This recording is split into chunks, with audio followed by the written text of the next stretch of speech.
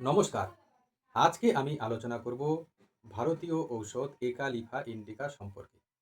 মুক্তঝুরি বা মুক্তবর্ষীয় পাতা হতে এর মাদার টিংচার প্রস্তুত হয়। ভারতবর্ষের বিভিন্ন স্থানে রাস্তার ধারে, বাগানে, পতিত জমিতে এই গাছটা প্রচুর পরিমাণে জন্মে। আয়ুর্বেদ শাস্ত্র মতে এই ওষুধটি বমনকারক, বিরেচক, বাত শেষমা নাশক। এটা কাশি, শ্বাস, জ্বর এবং শিশু রোগে ব্যবহৃত হয়। ঘুষঘুষে জ্বর, দিন দিন শরীর শুকিয়ে যায়, কাশি, রক্তকাশ, যক্ষ্মা এবং ফুসফুসতে রক্তস্রাবের জন্যই এর মাদার টিংচারটা বেশি উপকারী বন্ধুরা।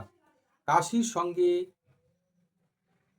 যে রক্ত ওঠে এটা উজ্জ্বল লাল অথবা হালকা কালো রঙের, সেই সঙ্গে চাপ চাপ রক্ত উঠলে এটা খুব উপকারী। এর পাতার রস তেলের সঙ্গে মালিশ করলে বাতের প্রদাহে উপকার পাওয়া যায়। এর রস শিশুদের একটি বমনকারক ওষুধ। শিশুদের কোষ্ঠকাঠিন্য অবস্থায় এর কয়েকটি পাতা হাতে রগড়ে একটি বড়ির মতো করে এর সঙ্গে সামান্য পুরাতন ঘি মিশ্রিত করে তারপরে যদি আপনারা এটাকে মলদ্বারে প্রবেশ করান তাহলে প্রায় সঙ্গে সঙ্গে মল নির্গত হয়। এর শিকড় গরম জলে বেটে সেবন করলে সঙ্গে সঙ্গে পায়খানার বেগ হয় এবং পায়খানা হয়ে যায়। এই ওষুধটির এত গুণ আপনারা পরীক্ষা করে দেখবেন।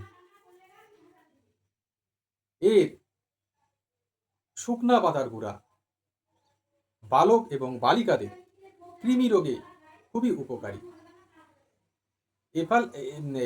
একালিফা ইন্ডিকা এই ওষুধটি চর্মরোগেও ব্যবহৃত হয়। চর্মে ক্ষুদ্র ক্ষুদ্র স্ফোটকের মতো উদ্ভিদ বের হলে এই ওষুধটি ব্যবহার করা হয় এবং চর্মটা একটু ফুলে উঠবে এবং অত্যন্ত চুলকাবে। এইরকম যদি লক্ষণ থাকে তাহলে এই ওষুধটি আপনারা ব্যবহার করে দেখবেন, চমৎকার রেজাল্ট পাবেন। মাত্রা কি ৪-৫ ফোঁটা করে আপনারা দিনে ২-৩ বার একটু জলের সঙ্গে সেবন করবেন। দেখবেন এই একালিফা ইন্ডিকার কি চমৎকার কাজ। আপনারা হয়তো এটাকে খুব কম ব্যবহার করেন, কিন্তু যদি আপনারা ঠিক সময়ে এটিকে ব্যবহার করবেন এর গুণ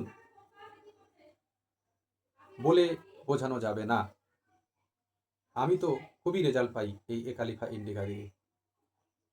নমস্কার। আজকে আমার অভিজ্ঞতাটা একটু শেয়ার করলাম। পরবর্তী ভিডিওতে এইরকম আরও নানান বিষয় নিয়ে এবং মাদার টিংচার সম্পর্কে আমি আলোচনা করব।